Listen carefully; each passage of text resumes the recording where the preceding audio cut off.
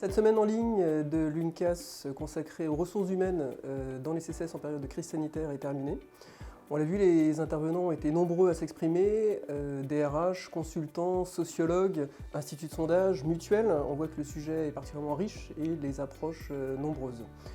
L'épidémie, le confinement a pris un petit peu tout le monde de court. Cela dit, très vite du côté des agents des CCS, des mots clés sont apparus. Ces mots sont ceux de la mobilisation, de l'engagement, de l'agilité, de la fierté même d'avoir été en première ligne et de porter des valeurs propres au service public de proximité. Alors on a l'habitude maintenant de parler de l'avant et de l'après-confinement. Ça vaut aussi dans le champ des ressources humaines en collectivité locale, avec là aussi des questionnements qui relèvent plus de l'organisation, de l'encadrement, y compris voire des représentations même du travail et des valeurs accordées au travail. Ce qui ressort de cette semaine en ligne, la première chose, je dirais, c'est la crise qui a souligné de manière très concrète et immédiate les attentes autour de ce qu'on met habituellement autour de la notion de qualité de vie au travail. Deuxième enseignement, évidemment, c'est cette espèce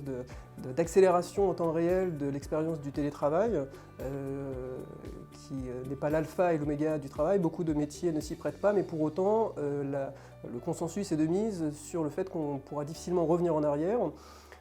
Certes, cela dit, qui dit télétravail, dit nécessité de l'accompagner, y compris sur le plan matériel, d'accompagner les agents, de l'organiser, de l'encadrer pour en tirer vraiment le meilleur en termes d'avantages, que ce ne soit pas une forme de travail dégradé, mais bien un levier supplémentaire en termes de modernisation des politiques de ressources humaines. Troisième enseignement, on a vu que le management de proximité et l'agilité, notamment de ceux qui étaient en prise directe avec la mise en œuvre des plans de continuité de l'activité, en tout cas, ces termes-là sont vraiment des valeurs ajoutées du service public de proximité. Et en creux, ça nous fait dire aussi que l'émulation suscitée finalement par cette période un petit peu exceptionnelle auprès des agents investis d'une mission de service public et attachés à cette mission de service public pendant le confinement, nous fait dire que la période de déconfinement finalement a généré aussi des questionnements en termes de ressources humaines pour un retour à la normale qui en réalité ne l'est pas tout à fait puisque le virus est encore là à l'heure où nous parlons. Quatrième et dernier enseignement, la crise a souligné, je dirais, les conditions de réussite du binôme élu-technicien, qui est l'une des particularités du CCS, avec là aussi des mots-clés assez forts tels que loyauté, confiance, feuille de route formalisée, répartition des rôles clairs et assumés entre d'une part l'élu, et son rôle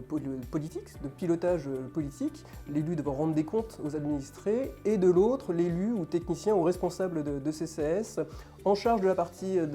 relative à l'organisation, à la mise en musique, évidemment avec des aspects forts liés au management et avec, si possible, en restant force de proposition. En conclusion de cette semaine en ligne, organisée par l'UNCAS, que peut-on dire? À l'heure où nous réalisons cette vidéo, la question demeure d'un possible reconfinement, même partiel. On a essuyé les plâtres, les CCS sont même allés plus loin, ils ont fait preuve de réactivité pendant la période de confinement grâce à des agents particulièrement motivés, souples et investis. Puissions-nous tirer le meilleur de cette période un peu complexe et le fait est que si nous sommes en capacité de le faire, l'ensemble des politiques des ressources humaines, y compris et particulièrement en collectivité territoriale, en sortiront grandis et avec elles le service public de proximité et ceux qui l'incarnent au quotidien et qui travaillent au sein des centres communaux et intercommunaux d'action sociale.